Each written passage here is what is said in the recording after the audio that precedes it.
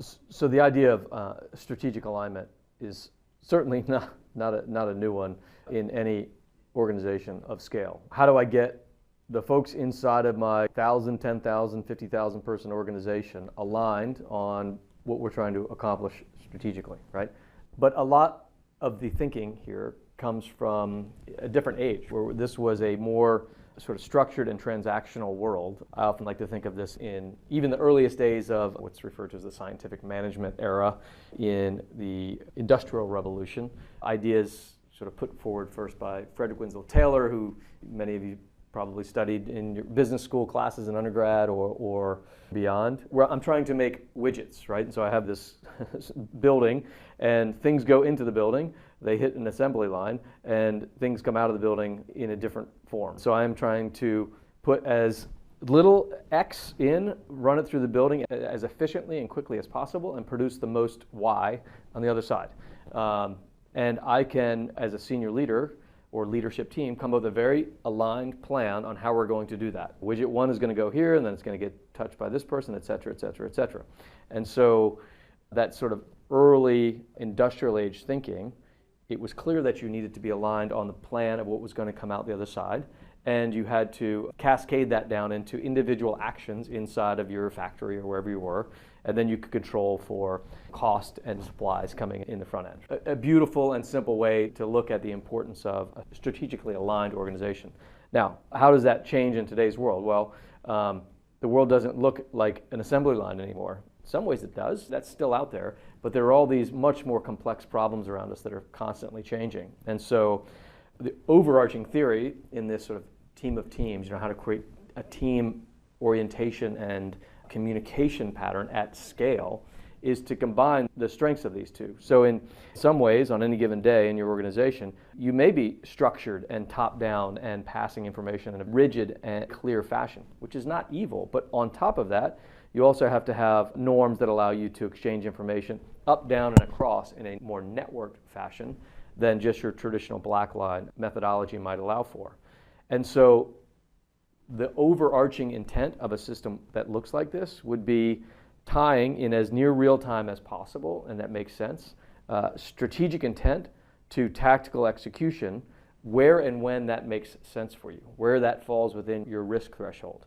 And understanding inside of that strategic intent where some issues need to go through the normal chain of command and flow. I need this to be very specific and accurate. I'm not worried about the speed of this particular issue. This is a quarterly or annual process, but it needs to be done with absolute precision every single time. So I'm going to slow down. I'm going to take a risk on being first in market perhaps, but I'm going to de-risk on anything going wrong. Here, I absolutely need to pivot toward speed of execution, but I want as closely as possible individuals down here that are executing on that to be aligned in their decision making with what we're trying to accomplish as an organization. So it's tying that strategic intent to tactical execution that is one of the constant drumbeats that senior leaders need to be thinking about in today's environment. A model that I think of when it comes to this idea of creating strategic alignment is the idea of a pendulum moving over time, right? So if I have a gravity-based pendulum that's sort of swinging back and forth over time, it's, in my mind, sort of this anchor point around creating this sense of strategic alignment. If my organizational model looks like this, right, and let's say every quarter, we do town hall, and the executive team here says, here's where we are in the quarter, here's how the numbers looked the last 3 months, here's where we're going next year, and let's realign quickly on, remember, our overarching plan for the year, et cetera. Right? That helps snap us all into alignment. So the pendulum comes right back to the middle, and if I'm way down here in the organization, at the front edge perhaps, I am in that moment as aligned as I'm going to be with you as the senior leadership and vice versa. As soon as that meeting is over and I walk out of the town hall, I go back to my part of the business, I start to fall behind you in my alignment. And is that because I'm evil?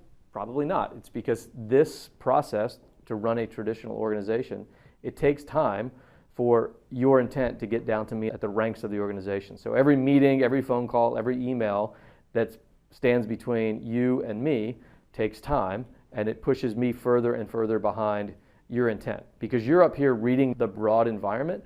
I'm down here trying to execute it. And so if out of this town hall meeting for the next 90 days, I just continue doing all this excited stuff, my fear would be get well ahead of your intent in that moment, because things are shifting in the environment, the market's changing, etc.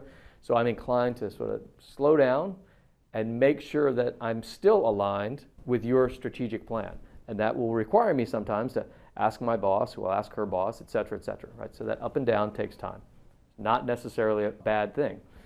But what it does lead to is executives on the weekend, 4 weeks after this great town hall, getting an email, can so-and-so do X, and thinking, what? We just talked about that a month ago. Why am I being asked? Well, it's not exactly what you talked about. It's different enough to make that person want to ask a boss who asks a boss, right? So that's not necessarily an evil thing. So my pendulum is going this way over time.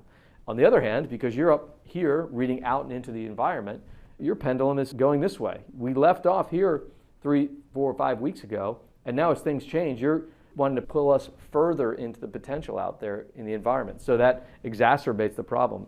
You're way out here and you're thinking I'm still further back here. So can we create a more regular communication structure where we can keep this pendulum as aligned as possible, as often as possible, so that I can stay attuned to what you're thinking? And over time, when we build that into the system, we create this sense of shared consciousness inside the organization.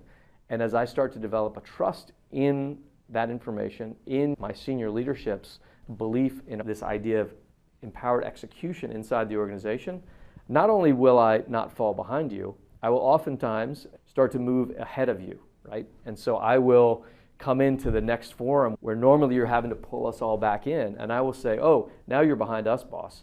Based on what you said a week ago or 3 days ago, etc., we did these 4 things, and here we've learned more about the environment than you're aware of right now. Let us pull you up to our level, and let me inform you about what's changing in the market right now. So you get this double win by really thinking through strategic alignment through the lens of tying strategic intent down to that tactical execution. And when you build communication, knowledge management forums coupled with cultural drivers around trust, empowerment, etc., you can really find your performers in your organization across the entire base of the organization moving well ahead of you and backfilling you on what's changing in the world around them.